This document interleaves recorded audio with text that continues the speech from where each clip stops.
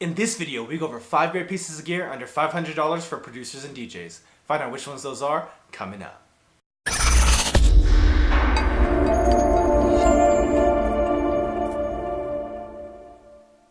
Thank you for watching PDot TV, where you'll find tips, tricks, and tutorials for DJs and music performers. Now let's get into the video. The first item we have up is the Denon DJ MC4000 2-channel DJ controller for Serato DJ. I really like this controller. It's a little bit more expensive than the entry-level Pioneer DJ DDJ SB, but I think for the extra money you get some really cool features. And the number one feature that I like about this controller over the DDJ SB is the full-length pitch faders. Now, if you look at the DDJ SB, even the DDJ SR to some point, the pitch faders are pretty short.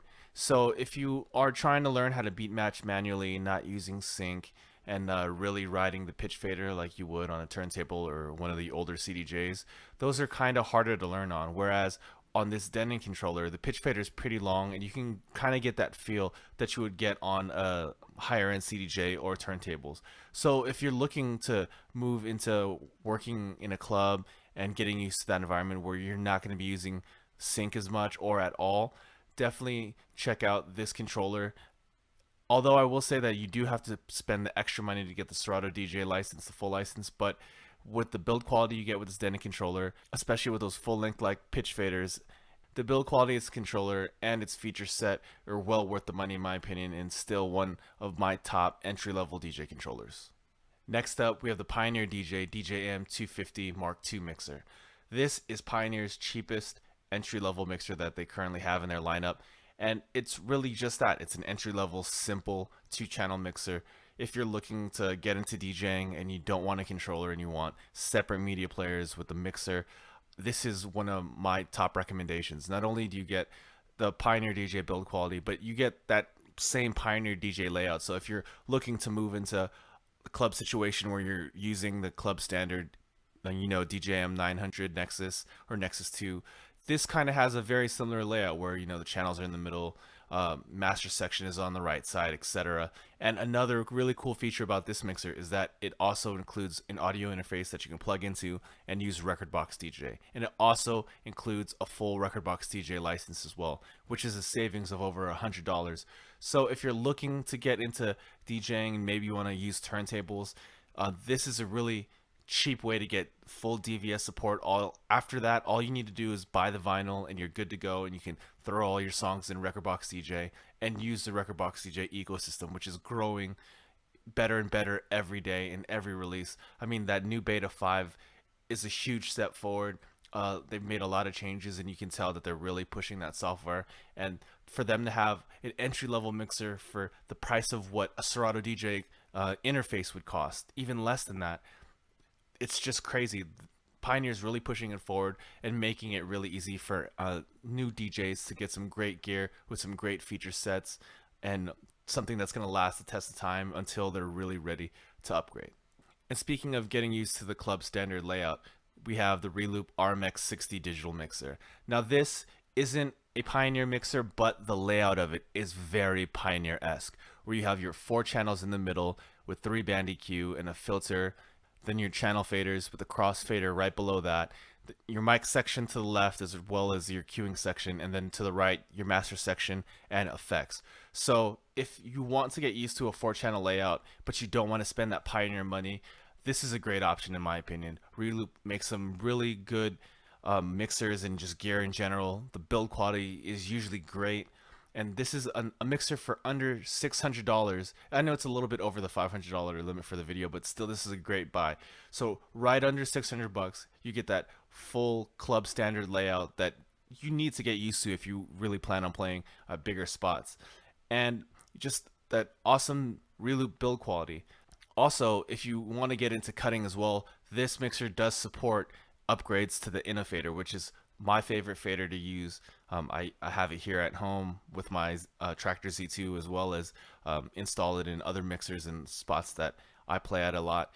Great fader. The stock fader on here isn't bad, but just the ability to upgrade right away to Innofader is a great option as well, and something you should consider. Not only is this just a regular 4-channel club standard mixer, but you throw that Innofader in here as well, and you get a great mixer that you can cut on too. And to keep with the Reloop theme, we have the RP7000 direct-driven DJ turntable. Now, this is a great turntable. It's based on the classic handpin design that we know works and lasts for over a decade now.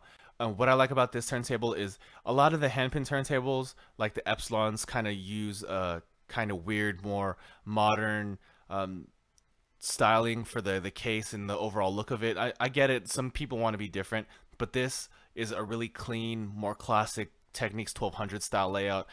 If you really look at it, if you just glance at them real quick, you might be confused and might think that this is, a 1210 just from the layout.